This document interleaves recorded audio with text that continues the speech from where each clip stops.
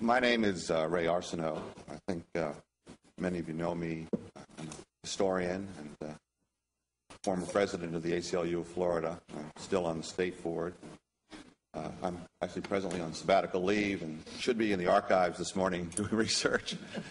But I really couldn't stop myself from coming out and just saying a few words to you from a historical perspective.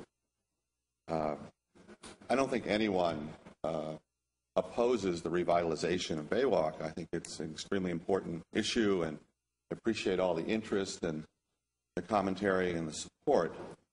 But I think this is a terrible idea, frankly, to vacate the Baywalk, the sidewalk.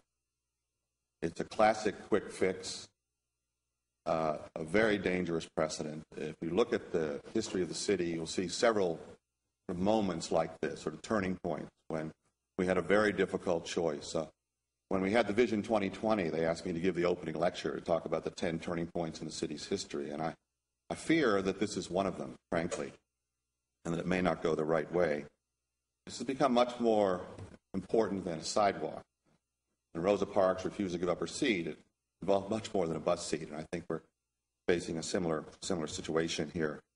Obviously, that people talked about the First Amendment rights. It seems to me it really speaks to the spirit of the city, the diversity, embracing what a city should be. We've been talking a lot about Baywalk. I think we should remember Bay Plaza. Remember that thankfully missed opportunity, if I can call it that, we really dodged a bullet there. Think about if Bay Plaza had actually gone into effect, and we'd be talking about 10 blocks, the entire downtown, not just one block in jeopardy right now. This whole thing reminds me, one of my favorite historical stories related to this. In the 1920s, there were some legislators in Texas who had not been very good in algebra, and they introduced a bill in the Texas legislature to change the mathematical value of pi from 3.14 to 3. They said it would make life much easier if pi were 3.0. And they actually passed the bill. Well, I probably don't have to tell you how that turned out.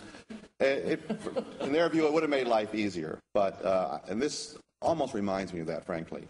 There's a very complex issues involved with Baywalk's problems, and it just saddens me that we've come to this sort of impasse, and that we've got to find a better way, frankly.